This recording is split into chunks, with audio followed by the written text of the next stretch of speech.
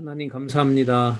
좋은 저녁 시간 허락해 주시고 조용하고 평안한 가운데 진리의 말씀을 대할 수 있는 귀한 시간을 주셔서 감사드립니다.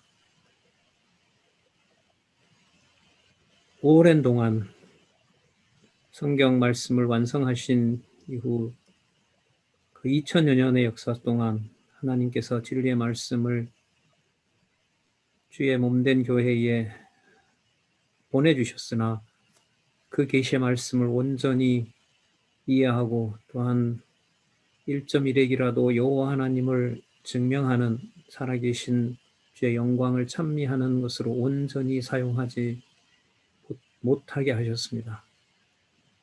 성경 신학으로 40여 년 전부터 한 채 착오도 없이 준비해 오신 하나님의 놀라운 역사가 성경 신학 총서를 완간하게 하심으로 창세기부터 요한계시록까지 절대 진리 하나님의 말씀이 바로 성경임을 저희들에게 알려주셨습니다. 이 놀라운 역사적 사건에 우리를 하나님께서 인도하여 주셔서 너무나 감사합니다. 이 시간 창세기부터 구약 말라기까지 박용기 원로를 통해서 보여주신 놀라운 하나님의 지혜를 저희들이 따라가면서 진리의 말씀을 더욱 사랑하고 또 확증하는 시간을 갖고자 합니다. 성령 하나님 꼭 인도하여 주시고 함께하는 많은 이 동역자들에게도 한없는 마음의 평안과 또한 지혜를 허락하여 주시옵소서. 예수님의 이름으로 기도드렸습니다. 아멘. 자, 여러분 교재를요, 9페이지를 한번 펴보시기 바랍니다.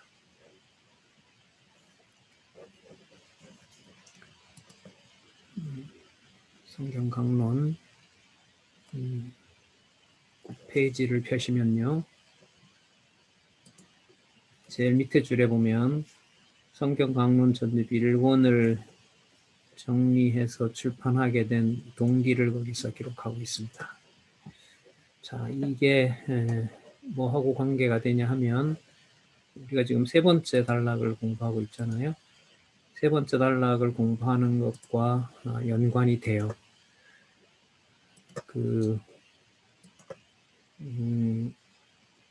세 번째 단락이 두 번째 단락에 나오는 창세전 근거의 성취 역할을 하고, 그리고 다음에 나오는 네 번째 단락부터 언약과 성취 구조로 여호와를 계시하는 말씀을 이해해 갈 때 성경 강론 전집 1권을 정리하는 이 부분이 세 번째 단락의 중요성을 부각시킨 면이 크거든요.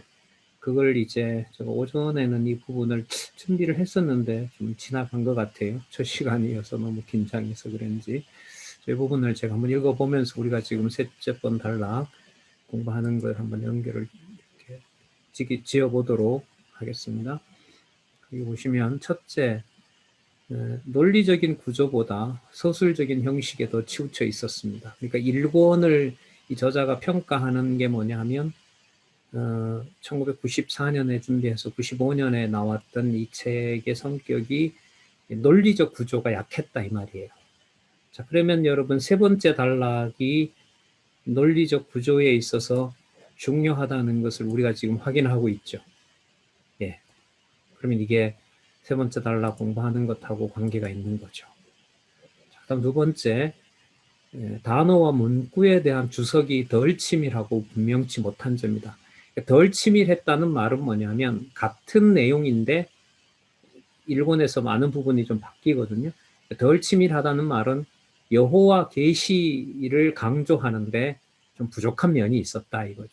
그러면 그게 또한 세 번째 단락을 공부하는 것하고 연관이 있죠. 예. 그 다음 셋째, 창세기와 요한계시록의 관련성을 부각시키지 않았다는 점이다. 이 말은요, 이제 우리가 이 1권에 가서 볼 텐데, 창세기 1장 1절이 요한계시록 마지막 절하고 관계가 된다는 거예요. 그럼 그 안에 있는 내용들은 다 연관이 되는 거죠. 나는 알파와 오메가다라고 하는 게 결국 성경 계시 기록의 연관성과도 관계가 되는 겁니다. 그게 이제 본문에 가서 본문의 연결성과 연관이 되는 거고요. 그 본문의 연결성을 구약이면 신약, 신약이면 구약 근거가 서로 연관되어 있다는 걸 세 번째 단락에서 공부하는 거고요. 넷째는 이제 뭐 사정상의 이제 이유인 거죠. 율권이 이제 전부 품절이 됐다는 거고요. 다섯 번째는 악수론하고 정서연구회의 그런 어떤 부탁도 있었고 어떤 그 모임하면서 공부했던 부분도 있고요. 자, 여섯째는 이제 하나님께서 그렇게 하셨다라고 얘기를 하고 있습니다. 자, 그다음 10페이지에 가시면 이 최종판 출판에 대해서 독자들에게 이런 바람이 있습니다. 전 이걸 세 번째 단락에 맞추어서 이제 말씀을 드리고 싶은 거죠. 강조를 드리고 싶은 거죠. 부드러운 것을 좀 단단하게 했다. 이건 이제 비유적인 표현인데 우리가 이제 들어가서 이제까지도 봤고 살펴보겠습니다만은 세 번째 단락에 나오는 몇 장 몇 절부터 시작해서 뭐 창세기부터 말라기까지 또 구약 신약이면 구약 같으면 이제 마태복음부터 요한계시록까지 그렇게 말하는 부분들이 이게 쉽게 그냥 쑥 한순간에 이해되는 게 아니잖아요. 다 찾아봐야 되고 또 그 제가 강조한 부분은 뭐냐면 그게 본문에 가서 이제 연관을 본문 공부에 도움이 되려면 나타나는 그 성경 구절들의 논리적 관계를 연습을 했었죠.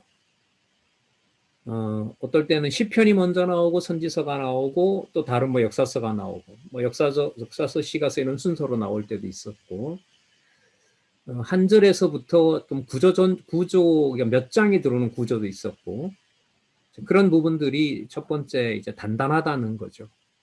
그건 그야말로 머리를 많이 써야만 되는 그런 일들인 거고 그걸 우리가 지금 세 번째 단락에서 모아서 공부하고 있습니다.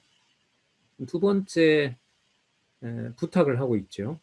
심층적 연구를 위해서는 성구나 참고문헌 제시하고 있습니다. 그 성경신학 전문 연구서 그걸 꼭 참조해 두기를 바란다고 하고요. 그게 이제 성경의 본문에 바탕을 둔 이제 연구다 이 말로 들리고요.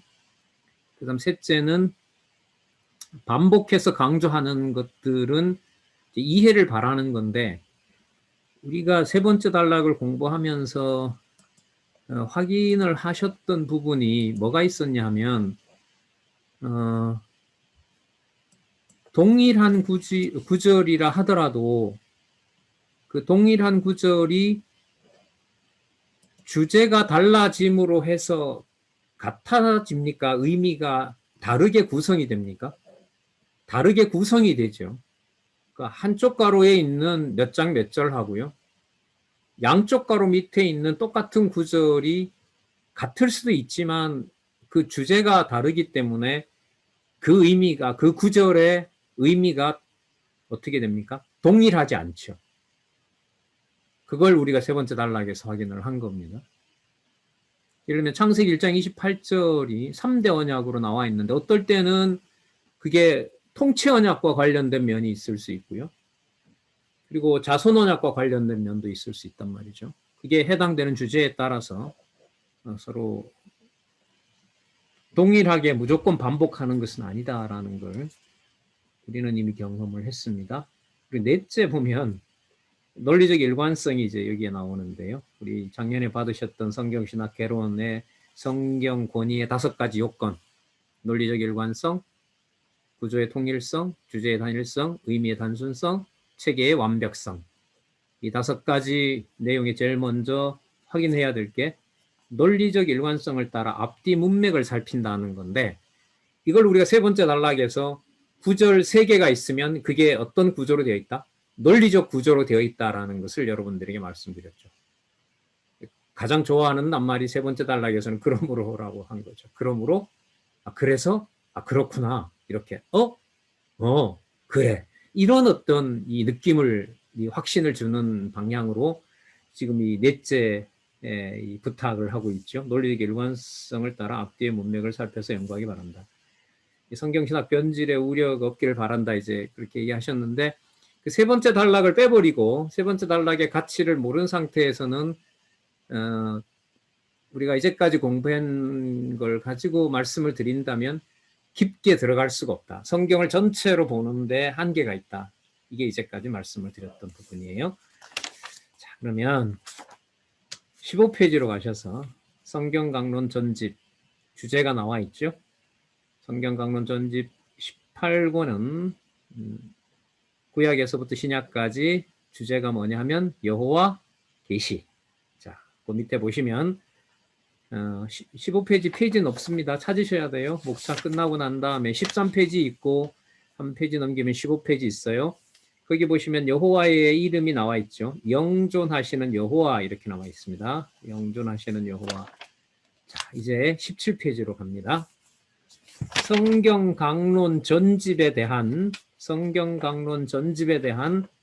자, 여기서도 이제 단락이 하나, 둘, 17페이지부터 하나, 둘, 셋, 넷, 다섯, 여섯 개 단락이 있는데 두 번째 단락은 그야말로 창세전 근거가 나오고요.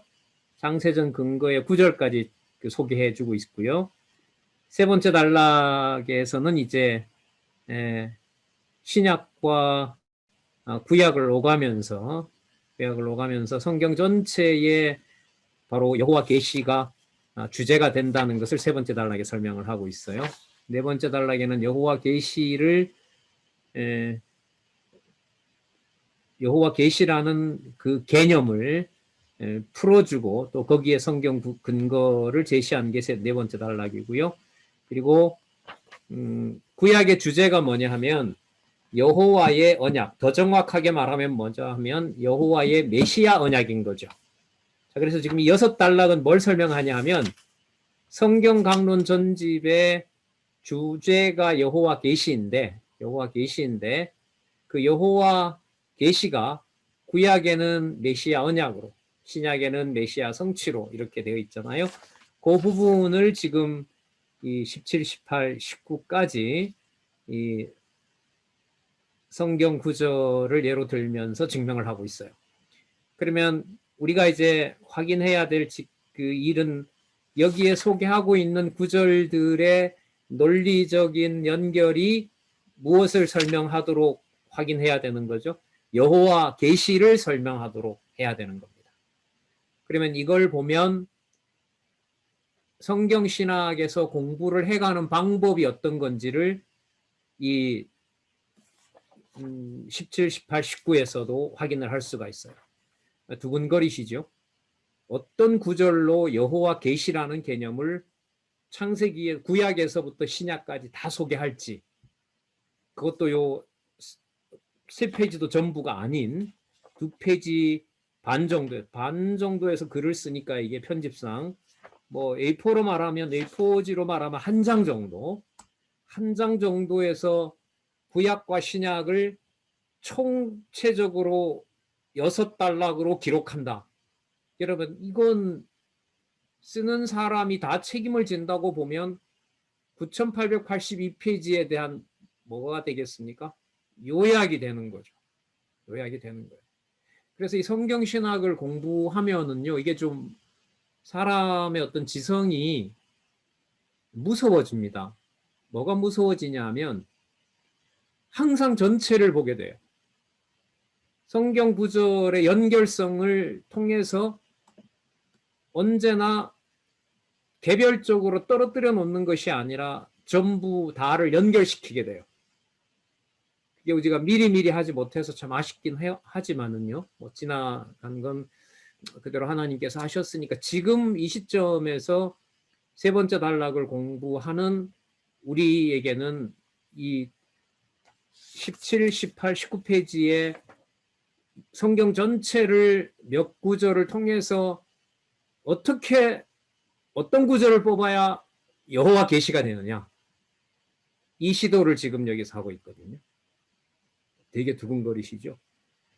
오전에 봤는데도 또 저는 두근거려요. 제가 성경신학을 너무나 사랑하거든요. 제 능력으로. 저는 똑똑하기 때문에 이렇게 비싼 밥 먹고 정신 나간 소리를 제가 해야 여러분 조금 덜 주무실 것 같아서. 자, 보겠습니다. 제일 먼저 그야말로 요한복음 5장 39절이네요. 요한복음 5장 39절 한번 읽어보겠습니다. 제가 너희가 성경에서 영생을 얻는 줄 생각하고 성경을 상고하거니와 이 성경이 내게 대하여 증거하는 것이로다. 자, 예수님께서 그 말씀하시는 내용인데 이때 성경은 구약이잖아요. 구약을 한 개념에다가 담아버리시죠. 어떤 개념에 담아버려요? 영원한 생명이라고 담아버리죠. 영생에다가 담고요. 그게 바로 자기 자신에 관한 거라는 거죠. 내게 대하여 증거한 것이다라고 얘기를 합니다. 그럼 예수 그리스도는 영원한 생명이 되시고 또한 영원한 생명의 주관자가 되시는 거죠. 네, 주관자가 되신다. 영생 개념을 한번 초점을 맞춰서 보자고요. 그러면 영생이라는 개념에 초점을 맞추면 그리스도의 이 말씀이 자신이 만들어내는 걸까요? 아니면 구약에 약속되어 있고 또 구약을 이렇게 요약을 하고 계시니까 자기가 자기를 증거하는 것이 아니라 누구를? 아버지를 증거하게 되는 거죠. 그럼 영생이 이 성경 강론이 2018년에 마치고 2014년에 마치고요. 가장 먼저 나온 책이 여러분들 아시는 대로 무엇인가 4권이죠. 무엇인가 4권의 제일 마지막 주제가 뭐냐 하면 생명이란 무엇인가죠. 저는 이제 우연이 아니라고 보는데 생명이란 무엇인가가 이 성경 강론 전집 제1권 처음에 요한복음 5장 39절에 무슨 개념으로 나타나게 돼요? 영원한 생명, 영생으로 나타나게 됩니다. 자, 그럼 영생과 무슨 개념이 관계가 있는 거죠? 여호와 계시와 연관이 돼야 되는 거예요. 자, 이렇게 연관이 돼야 되는데 어떤 개념으로 이걸 지금 연관을 시켜 나가는지 한번 보시자고요. 그 밑에 설명을 보시면 성경은 영존하시는 하나님께서 이렇게 나오죠. 영존하시는 하나님께서. 아까 우리 15페이지에서는 영존하시는 하나님이 아니었고 영존하시는 누구였습니까? 영존하시는 여호와. 그럼 영존하시는 여호와 하나님이 이 개념인 거죠. 그러면 이 개념을 예수께서는 영원한 생명이다라고 자기를 얘기하셨어요. 그럼 여호와 계시가 되려면 예수께서 자신이 영생이다는 걸 주장함으로써 누가 영존하신다는 얘기를 하려고 하는 걸까요? 이 논리적 흐름으로 보면 아버지께서, 이른바 성부 하나님께서, 하나님 아버지께서, 그리고 하나님 여호와이신 분이 바로 자신의 영생을 확보하고 확증해주는 바로 그분이라는 거죠. 분리가 일어나지 않는 거잖아요. 자, 그래서 영존하시는 하나님이라는 이 주어를 우리가 여기서 확인을 할 수가 있습니다. 그래서 그 첫 번째 단락 한번 보면은요. 성경은 영존하신 하나님께서 여호와 계시에 대한 섭리를 계시하신 내용이다. 여호와라는 이름을 계시하시는데 그 섭리를 통해서, 섭리라고 하면 우리가 이제 섭리를 통한 언약에도 나오지만 더 확대를 하면 창조부터 심판까지 그 섭리를 통해서 영존하시는 하나님께서 영생이신 그리스도를 구약에서 언약하고 신약에서 그 여호와께서 메시아를 성취하는 내용이다. 이게 이제 첫 번째 단락에 나와 있는 거고요. 우리는 그 본문에 나타나 있는 영생이라는 개념을 어떤 여호와와 연관시킨다? 영존하시는 여호와, 영존하시는 하나님. 그걸 그리스도로 드러냈다는 의미에서 그걸 그리스도는 자신을 뭐라고 부른다? 영생이라고 부른다. 그 영생에 대해서 구약은 언약한 내용이고 신약은 그것을 성취한 내용이다. 자, 그럼 여러분 어떤 개념을 그 다음에 처음 소개하면 좋겠습니까? 본문에는 나오지만은 우리가 좀 생각을 하면서 이제 공부를 해간다면은 되게 궁금한 거죠.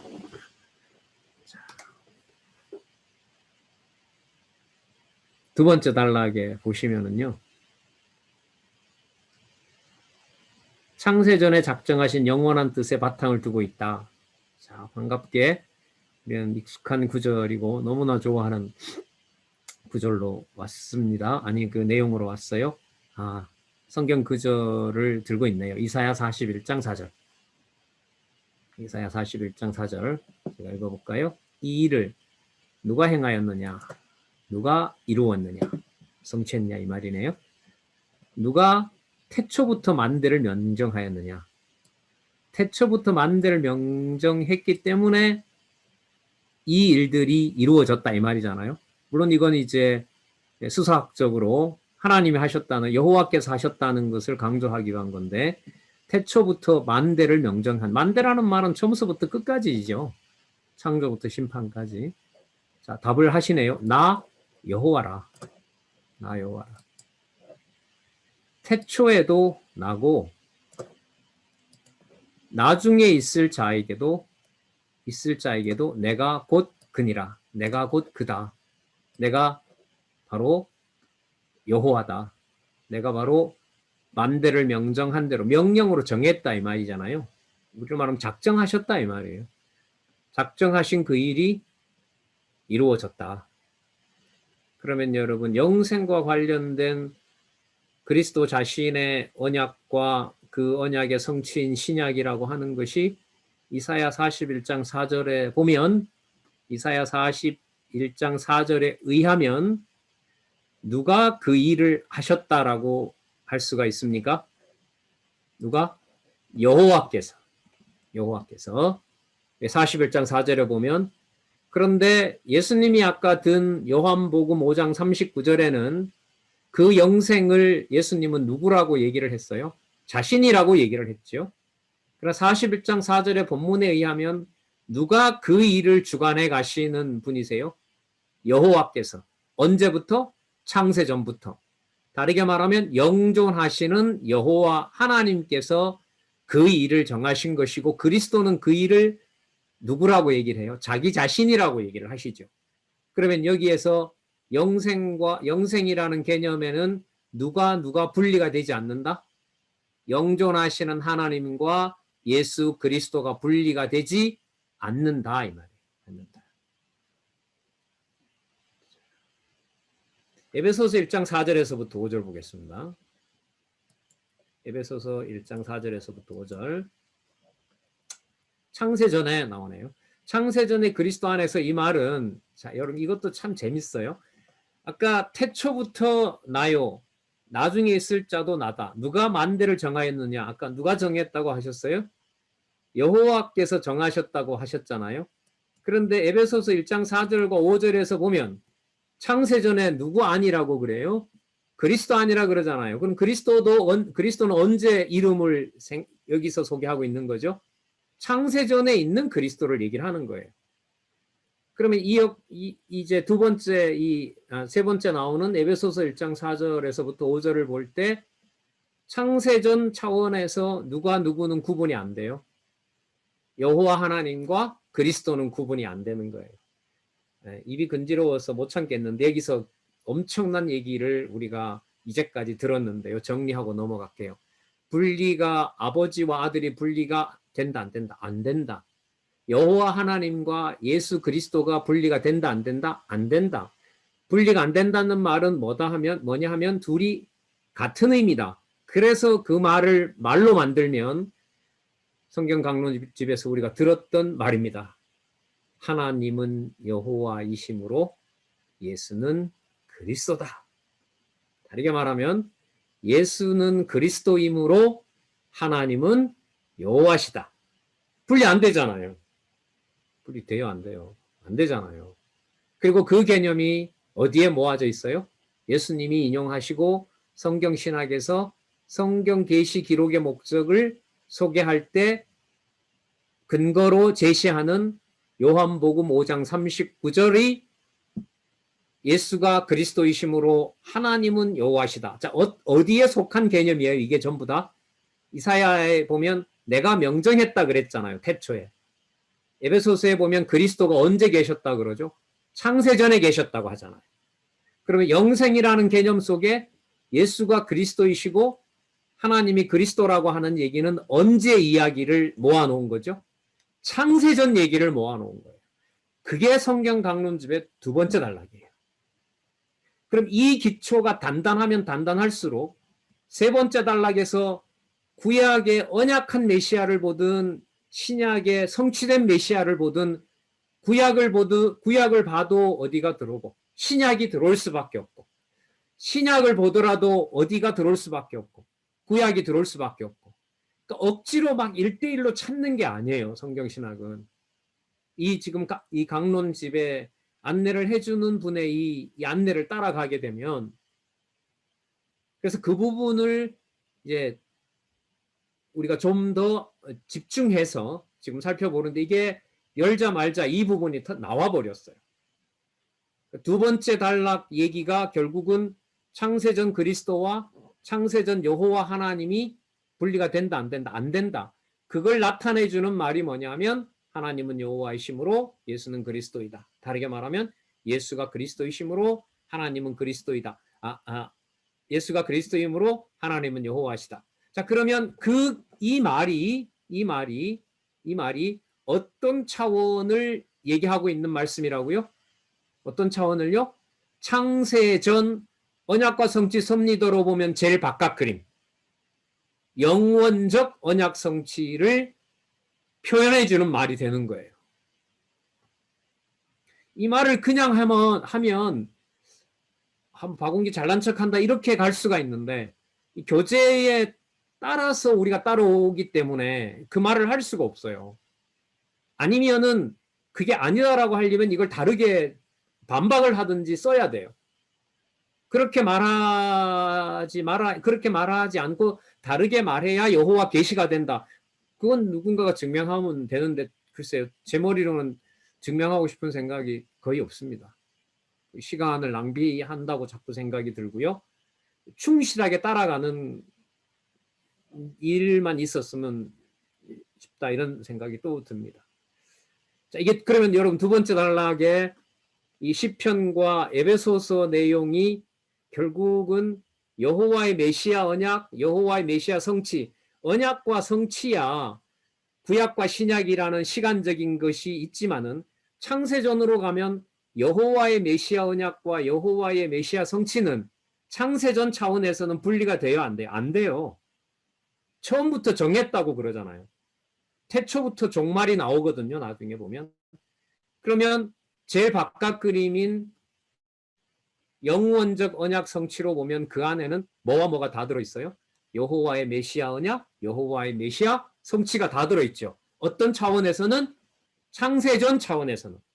영원적 언약 성취 속에는 언약과 성취가 분리가 돼요? 분리가 안 돼요. 시간을 초월하는 거니까 안 되는 거죠. 그러면 영원적 언약 성취라는 말을 다르게 풀면 여호와의 메시아 언약과 동시에 여호와의 메시아 성취 이렇게 표현할 수 있습니다. 이걸 다르게 말하면 여호와는 하나님은 여호와이심으로 예수는 그리스도다. 이렇게 정리가 되는 개념이에요. 그래서 지금 1권을 통해서 지난번 1권에서는 이런 힌트를 이렇게 딱 모을 수는 없는 건 사실이에요. 그래서 지금 이 2018년에 1권 이게 결정판이라고 지금 저자는 얘기를 하시거든요. 예. 그래서 진짜 심혈을 인간적으로 보면 기울인 내용입니다. 그러면 여러분 이게 이 내용의 특징이 뭐냐면 창세전에서 여호와와 메시아를 다 모아버렸잖아요. 이게. 그럼 세 번째 단락에서 무엇을 얘기를 더 하면서 여호와 계시를 더 보충할 거지? 안 궁금해지세요? 궁금한 거죠. 봐도 지금 세 번째 단락이 기다리고 있거든요. 도대체 뭘 어떻게 설명하려는 걸까? 자, 그런데 주제가 벗어나지 말아야 되는 게 지금 우리는 무슨 개념을 따라가고 있죠? 구약과 신약이 뭐다? 여호와 계시다. 그 여호와 계시라는 말을 이걸 그리스도가 들어가면서 여호와의 그리스도 언약, 여호와의 그리스도 성취가 언제적 사건으로 이미 확정되었다? 창세전에 확정이 되었다. 자, 그러면 세 번째 단락에서 이 내용을 구약과 신약을 오가면서 어떻게 설명하는 걸까? 지금 얘기를 하면 딴 사람 이론을 가져오지 않거든요, 저자는. 어디에 계속해서 집중하죠? 성경을 이 각도에서 저 각도에서 설명을 하는 거 아니겠어요? 자, 그래서 세 번째 단락 주어를 딱 보면 영존하신 여호와 하나님께서, 여기서 다 붙여버렸네요. 아까 뭐가 나왔었어요? 영존하시는 여호와도 나왔고 영존하시는 하나님도 나왔죠? 붙여버렸어요. 그리스도가 들어감으로 해서 창세전 상황이 되면서 붙여버립니다. 영존하신 여호와 하나님께서. 창세전에 작정하신 영원한 뜻에 따라 영원한 원형의 계시 세계를 창조하여 운행하신다. 창조 개념이 나오네요.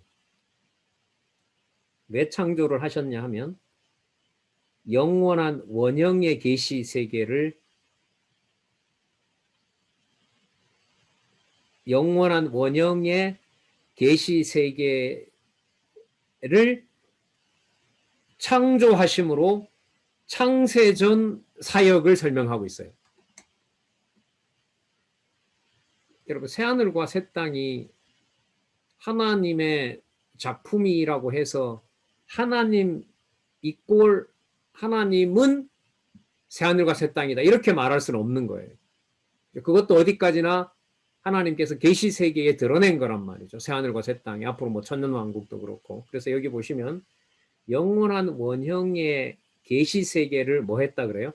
창조했다 그래요. 그럼 이 창조는 어디에 있는 창조예요? 어디에 있는? 창세전인 거예요, 이게. 창세전 영원한 세계를 얘기하는 거예요.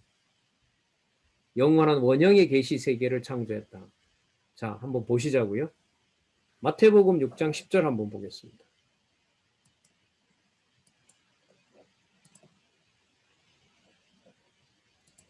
예수님의 기도잖아요. 나라에 임하옵시며 뜻이 하늘에서 이룬 것 같이 땅에서도 이루어지이다. 여기 보시면 뜻이 하늘에서 뭐 한 것 같이 이룬 것 같이. 그러면 이 말은 하늘에서 이미 다 뭐 했다는 거예요? 성취했다는 거죠. 그걸 뭐라고 이제 섭리도에서는 얘기합니까? 영원적 언약 성취. 언약과 성취의 시간적인 간극이 없는 상태. 그게 어떤 세계라고 설명하고 있냐면 영원한 원형의 계시 세계 이렇게 얘기하죠. 영원한 원형의 계시 세계. 그 영원한 원형의 계시 세계가 요한계시록 21장과 22장에 가면, 자, 성경 다 들어버렸어요. 신약에 나타난 그리스도와 연관 짓는 거죠. 자, 여러분, 이게 지금 이 구절이 이제 어떤 구조를 가지고 있냐면 주어가 영존하시는 여호와 하나님이라고 하지만 성경 구절로 가면 이게 누구 얘기가 돼요? 누가 얘기하시는 게 되죠? 예수님이 하시는 거잖아요, 마태복음이. 이 본문의 주어는 누가 돼요? 영원하신 여호와 하나님인데 저자가 들어놓은 성경 구절은 누가 계시를 해주는 내용이죠? 예수님이 말씀하신 내용 아니에요, 마태복음은. 그럼 그 주어는 누가 되죠? 예수께서예요. 그리고 요한계시록 21장과 22장에 나오는 거룩한 성의 도래가 나오거든요. 거룩한 성의 도래는 누가 누구에게 해주신 거죠? 예수께서 사자들을 통하여 사도 요한에게 알려주신 거예요. 그러니까 그 계시의 주체가 누가 되죠? 예수께서가 되시는 거예요, 이게. 근데 지금 이 본문의 주어는 누구로 잡아요? 영원하신 하나님 여호와로 잡아요. 그럼 이게 뭐와 뭐를 분리하지가 않죠? 여호와와 누구를? 여호와 하나님과 예수 그리스도를 분리하지 않아요. 성경 강론 전집의 그 과정을 따라가는 것이 바로 우리를 성령께서, 저는 하나님 아버지 여호와 하나님 예수 그리스도 이른바 성부와 성자 성령이라는 이 삼위일체라는 이 교리를 성경 본문을 통해서 해결해 가신다고 봐요. 다른 걸 통해서는 문제 해결이 되질 않습니다. 그걸 뭐 증명할 수도 없는 거기 때문에 어떤 비유를 써서라도 다 한계가 있습니다. 그러면 아까 예수님께서 성경에서 영생을 얻는 줄 알고 상고하거니와 그 내용이 여전히 영존하시는 여호와께서 영존하시는 여호와의 메시아 언약, 영존하시는 여호와의 메시아 성취, 이 내용을 다시 지금 확인한 본문에 보면 본문 주어는 영존하시는 여호와 하나님이지만 근거로 둔 내용으로 보면 누가 쑥 들어와 있다? 예수 그리스도가 들어와 있다. 이렇게 되는 거죠. 분리가 되지 않는 거죠. 자, 그래서 그걸 아까 우리가 예수가 그리스도이심으로 하나님은 여호와이시다. 하나님은 여호와이심으로 예수는 그리스도다. 그런 걸로 분리가 되지 않는다는 거 아까 말씀을 드린 거죠. 자, 마태복음 6장 10절과 계시록 21장에서부터 22장 처음 소개했던 5장 요한복음 5장 39절에 영생하고 관계가 있어요, 없어요? 있죠? 창세전 차원하고 꽉 관계가 있죠? 그러므로라고 연결이 되는 거예요. 이건 충분히 연결이 되는 겁니다. 그래서 정리를 해보면은 요한복음 5장 39절인데 이것을 이사야 41장 4절에서 여호와께서 창세전에 정하셨고 여호와께서 그것을 이루셨다고 하셨어요. 그런데 그걸 에베소서에 보면 바로 누가 하신 일로? 그리스도 안에서 우리를 자녀 삼은 사건을 통하여 창세전 그리스도 안에서 이루어지는 일로 보여주고 있습니다. 그렇기 때문에 예수님께서는 마태복음 6장 10절에서 나라 임하옵시며라고 하면서 나라가 임하는 근거가 뭐냐면 뜻이 하늘에서 이루어진 것 같이 땅에서도 이루어지다라고 약속했으므로 계시록 21장과 22장에 가면 왕국이 내림하고 그리고 내림한 거룩한 도성의 상태와 형질과 실상이 21장에서부터 22장까지 나타나 있습니다. 자, 그 다음 그 페이지에는 없죠? 넘겨보시면 18페이지에 18페이지에요.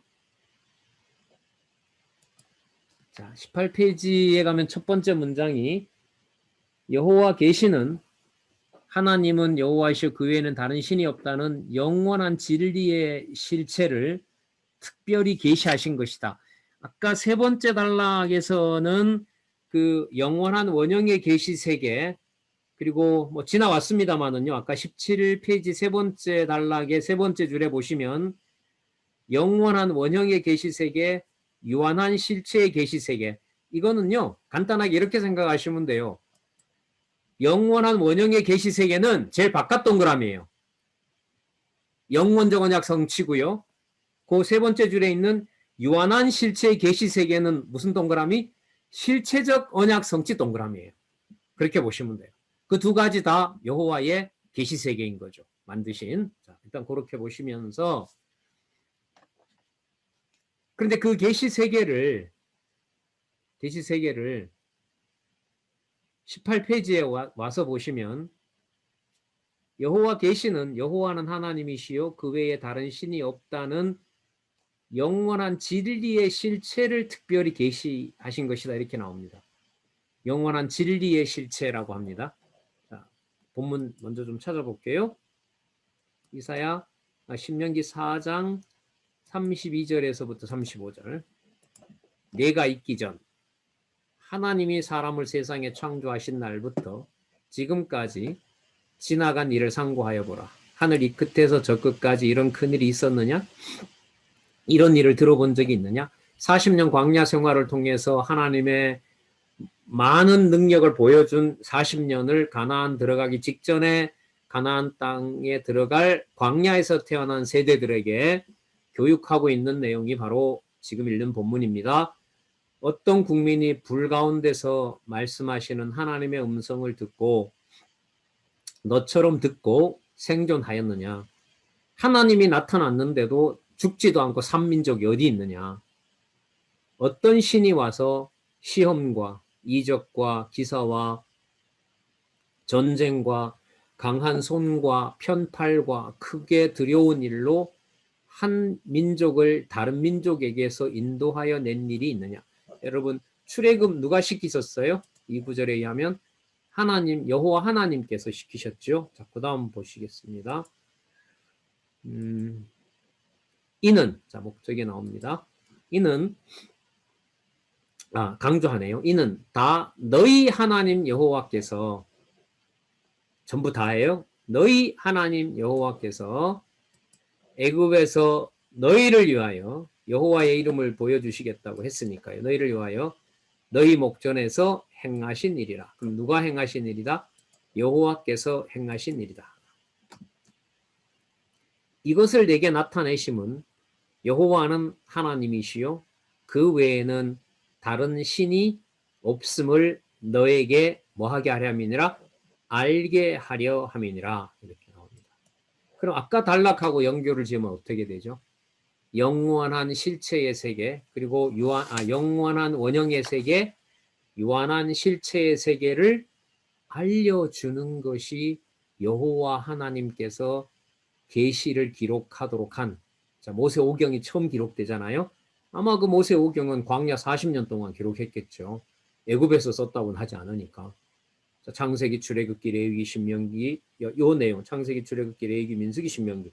이 내용은 비록 신명기입니다만 다른 부분도 다 해당이 된다고 봅니다. 왜 기록하게 하신 거죠? 나 외에 다른 신이 없다는 사실을 알게 하려고. 내가 언약한 대로 이루었다는 것을 알게 하려고. 그러면 여러분 아까 창세전 하나님의 메시아 언약과 여호와의 메시아 성취 언약의 사건이 창세전 사건과 연관되어 있다는 것을 이스라엘 백성들에게는 지금 이 본문을 이제 순서대로 따라가면요. 뭐 시간을 좀 뛰어넘어서 본다면은요. 광야 40년 지나서 가나안 땅에 들어가기 전에 여호와 하나님을 알게 하시는 내용인데 우리가 확인한 내용은 어떤 차원에 계신 여호와와 그리스도를 알려주는 거죠. 창세 전에 계신 그 존재를 알려주는 거예요. 그럼 이게 뭘 의미하냐 하면 지금 우리가 기록된 하나님의 말씀을 안내해주는 교재를 가지고 성경을 하나님의 말씀으로 확증하는 그 은혜로운 이 잔치에 우리가 초대받은 거잖아요. 그러면 그 초대받아서 우리에게 가르쳐 주시는 하나님의 말씀, 하나님께서 그 일을 하신다고 지금 나와 있잖아요. 그럼 그 말씀의 본질은 단지 이 세상의 정보로 끝나는 것이 아니라 하나님께서 어디에 계신, 아까 예수님께서 뭐라 그러셨죠? 하늘에서 이룬 것 같이 했으니까 창세전에 이루어진 사건을 우리에게 알려줘요. 창세전에 뭔 일이 있었지? 그거 알려면은요, 하나님이 아까 이스라엘 백성들에게 알려줬잖아요. 40년 동안 그렇게 내가 하기로 정해놨다는 말은 창세전에 이 일을 내가 계획했다는 말이잖아요. 그럼 우리가 지금 진리의 말씀의 그 순서대로 따라가도록 이 교재를 통해서 안내를 받는다는 것은 언제 이미 확정된, 언제 언약하고 성취된 일을 보는 거죠. 창세전 일을 보는 거예요. 그걸 지체들이 함께 함께 모이도록 한 것이 바로 성도들의 모임인 교회인 거예요. 가시적으로 보이는 교회가 다 사정마다 가정마다 다르지만 진리의 말씀이 서게 하고 때로는 힘들게 하는 과정에서도 하나님 의지하게 하는 그 가정교회가 어디에 있는 비밀의 실체라는 거죠.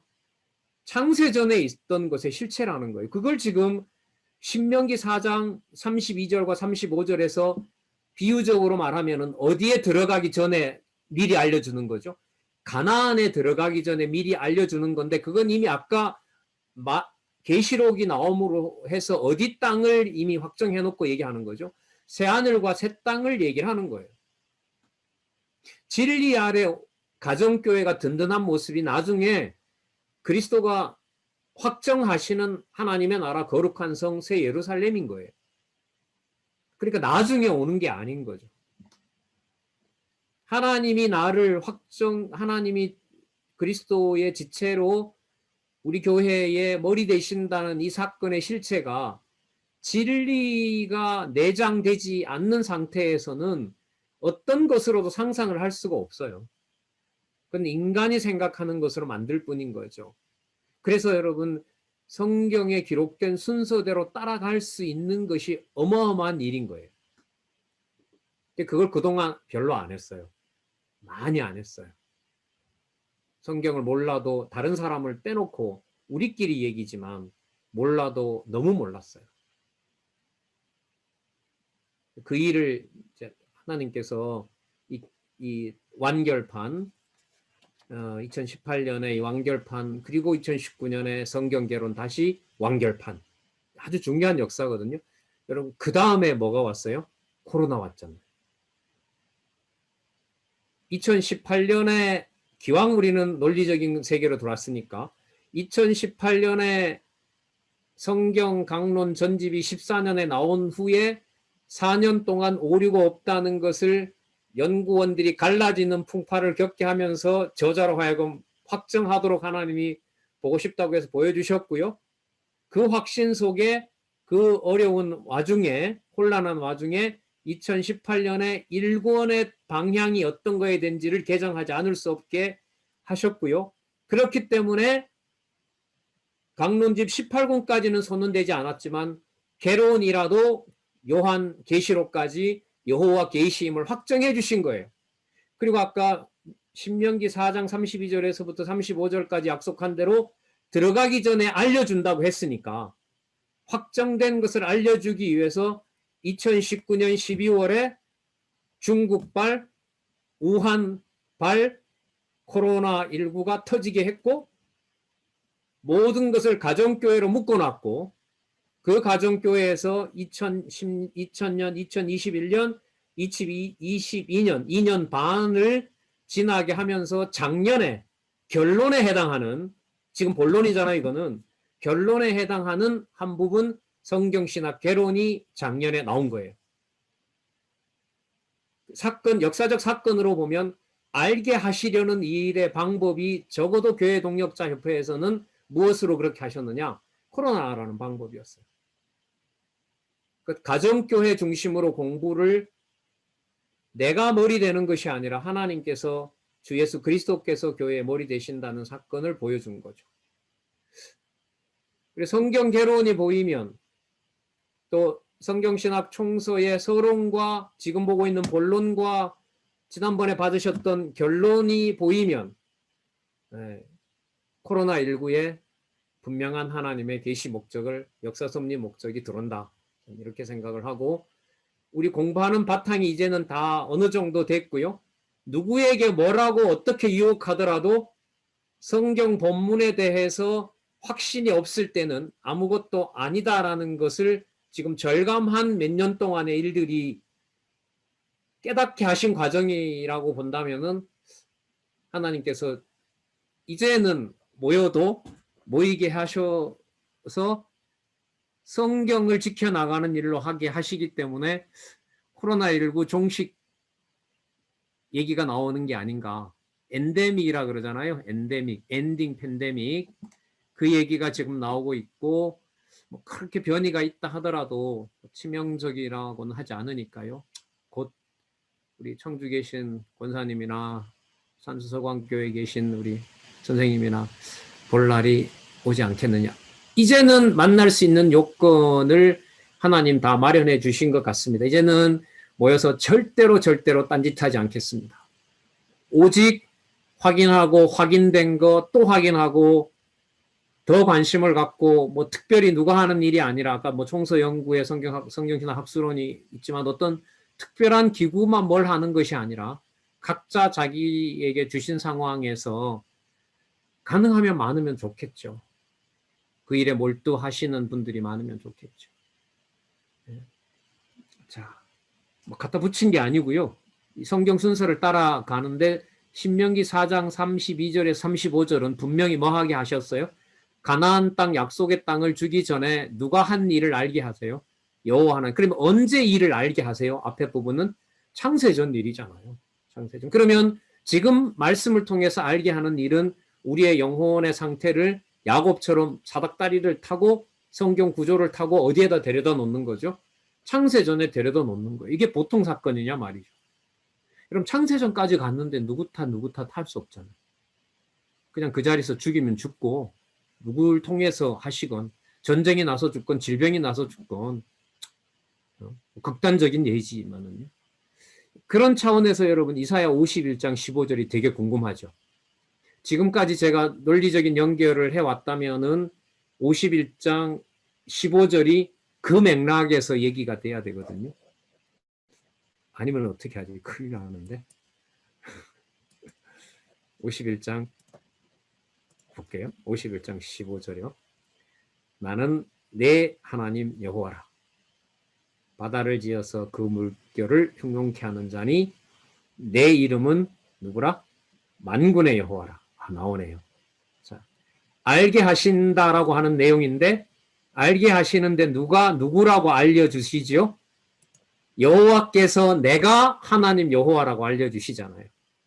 그리고 만군의 여호와라는 말은 언제 쓰죠? 전쟁 상황에서. 그래서 민수기 가면은 광야의 대열 정비라고 할 때 이스라엘 백성들을 단지 자손이라 안 부르고 누구라고 불러요? 군대라고 불러요. 민수기 앞부분에 정렬에 대열 정비에 보면 동서남북에 세 지파씩 배치하잖아요. 그게 마치 군인들이 진영을 짜는 것과 연관을 시키는 거죠. 그러면 아까 알게 해주신다고 했는데 바로 누구의 이름을 알게 해주시는 거죠. 여호와 하나님. 하나만 더 하고 잠시 쉴게요. 나는 누구다라는 이런 얘기 있죠. 나는 하나님 여호와다 이렇게 하잖아요. 나는 하나님이다. 하나님은 나는 하나님이다. 나는 여호와다라고 하는데 그리고 우리가 얘기할 때는 어떻게 하죠? 하나님은 여호와시다. 하나님은 본인부터 얘기해야 되니까.